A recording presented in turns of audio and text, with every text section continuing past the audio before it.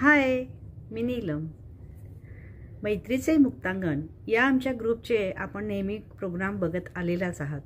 आज असाच एक थोडासा आगळावेगळा कार्यक्रम आपणासमोर सादर करणार आहेत आमचे गेस्ट सुरेश खांडेकर सर.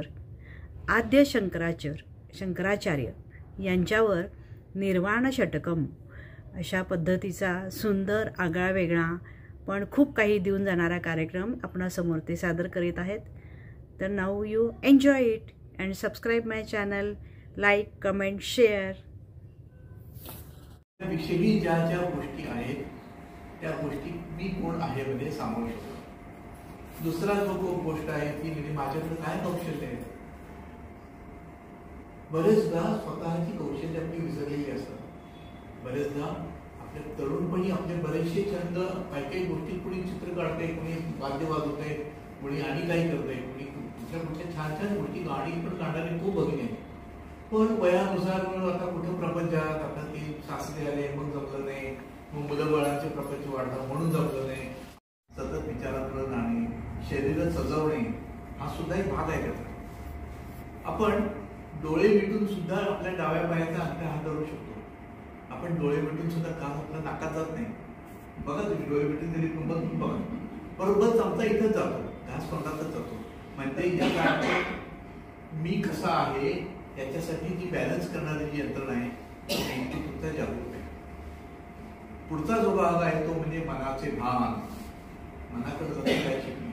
बरेचदा आपण मनात काय आले की दाबून ठेवतो, त्याच्याकडे लक्ष द्यायचं कौशल्य शिकायचं. पुढचा जो भाग आहे तो म्हणजे YMI. मी कशाकरता जन्माला आलोय, काय माझा उद्देश काय, जगण्याचा उद्देश काय, काय मला परमेश्वराने जन्माला घातला आणि मी आलो गेलो आणि एक दिवस पडलो गेलो.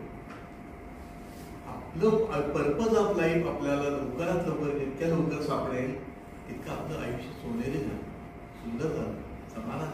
आणि जे आंतरिक समाधान मिळतं त्याची तुलना कुठेही होऊ शकत नाही. 200 साड्या आहेत तर 2000 आहेत, 400 तोळे सोनं आहे तर 4000 तोळे सोनं आहे तर किलो सोनं आहे.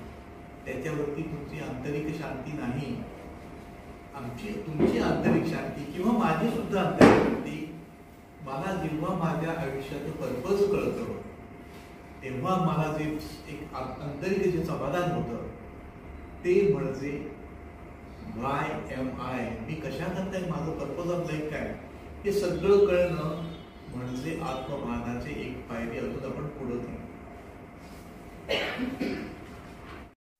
न च प्राणनेत्रे न च व्योम भूमिर न तेजो न वायू चिदानंद रूपः शिवोहम शिवोहम. मन, बुद्धी, चित्त, अहंकार आणि अंतःकरण हे म्हणजे मी नव्हे. डोळे, नाक, जीभ, कान, त्वचा ही ज्ञानेंद्रिय, पृथ्वी, आप, तेज, वायू, आकाश, स्थूल पंचमहाभूते हे सगळं आहे. पण मी याहून मी वेगळा आहे. मी कसा आहे, चिदानंद स्वरूप, मंगलात्मक तत्व हे माझं रूप आहे. पुढच्या श्लोकात काय म्हणतात, नच प्राण संज्ञो नच पंच नीलामे नवा सप्त धातू नवा पंचकोश न वाक्पाणी पादो न चोपस्थ वायू. प्राण, अपान, व्यान, उदान आणि समान 5 आपले पंचवायू आपल्याला माहिती आहे. आपण हे करतो ना, प्राणाय स्वाम, अपानाय स्वाम, नैवेद्य दाखवताना काय करतो, ते पंचवायूंचं स्मरण करतो ना. प्राण, अपान, व्यान, उदान आणि समान हे पंचवायू जरी असले तरी मी येऊन यावून वेगळं. हे मी आहे का, मी नाही आहे, माझ्याशी निगडीत आहे पण मी वेगळा आहे. पंचाग्नी, रस, रक्त, मेद, अस्थि, मज्जा, शुक्र हे सप्त धातू सुद्धा मी नव्हे. अन्नमय, प्राणमय कोश, मनोमय कोश, विज्ञानमय कोश आणि आनंदमय कोश, आपल्याला ते पण माहित आहे. हे सगळे कोश म्हणजे मी नव्हे. मी कसा आहे, चिदानंद परमात्मा स्वरूप, परमशिव स्वरूप मी म्हणजे मी आहे. माझं आतलं जे रूप आहे ते असं आहे. पुढच्या श्लोकात नमे द्वेष रागो, द्वेष, अनुराग, मोह, लोभ, मद, मत्सर्य याचा स्पर्शही मला नाही. धर्म, अर्थ, काम, मोक्ष हे चतुर्वेद पुरुषार्थ हे सुद्धा माझं रूप नाही. मी सच्चिदानंद स्वरूप, सर्व मंगल रूप आहे. पुढच्या श्लोकात मी पाप, पुण्य, दुःख, तीर्थ मंत्रादी, वेद मंत्रादी, वेद यज्ञानी सुद्धा नाही. मी एवढेच नव्हे तर भोजन भोज्य आणि भोग भोगता सुद्धा मी नाही. बघा किती आत आत आत शंकराचार्यांनी सगळं बाह्य रूप आपलं मांडलंय आणि त्याच्या आत त्याच्यात चाललंय. भोग सुद्धा मी नाही, चिदानंद स्वरूप मंगलमूर्ती परमशिव स्वरूप म्हणजे मी आहे. पुढच्या श्लोकात मला भय मरण नाही, जातीभेदाचा प्रश्न येत नाही, मला पिता नाही माता नाही, मग जन्म कुठून येणार. एवढेच नव्हे तर मला बंधू मित्र गुरु शिष्य नाही, मी सच्चिदानंद स्वरूप परमशिव स्वरूप आहे. आणि शेवटच्या श्लोकात म्हणतात मी विकल्परहित म्हणजे निर्विकल्प आहे. आपण निर्विकल्प समाधी बघतो, साक्षीध्यानमध्ये आपण निर्विकल्पच होतो. काय मागतो साक्षीध्यानमध्ये? काही मागत नाही. पण ते जे असतं ते निर्विकल्प, ते इथं उल्लेख आहे त्याचा. बघा कुठं उल्लेख येतो तो. मी विकल्प रहित म्हणजे निर्विकल्प आहे, माझे स्वरूप अबाधित आहे, मी निराकार आहे, मी फक्त विभूच नाही, सर्वेंद्रियांनी व्यापलेला सर्वव्यापी असा आहे. सर्वेंद्रियांनी व्यापलेला सर्वव्यापी असा आहे. मला सर्व समभाव असून मी कुठल्याच बंधनात नसताना मग मला मुक्तीचा प्रश्न कुठे येतो.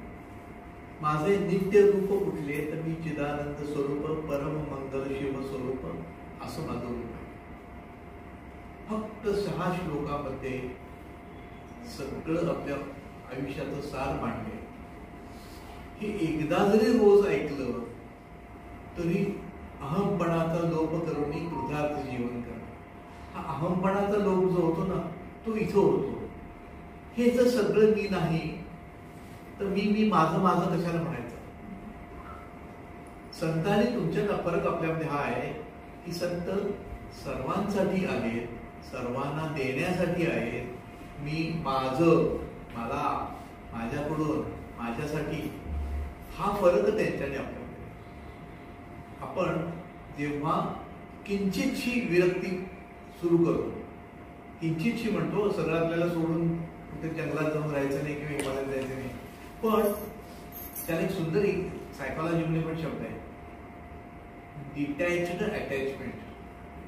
प्रपंचात राहून पण किंचितशी अलिप्त जर राहिलो तर आपल्यासारखे आपण खऱ्या अर्थाने शाश्वत सुखी.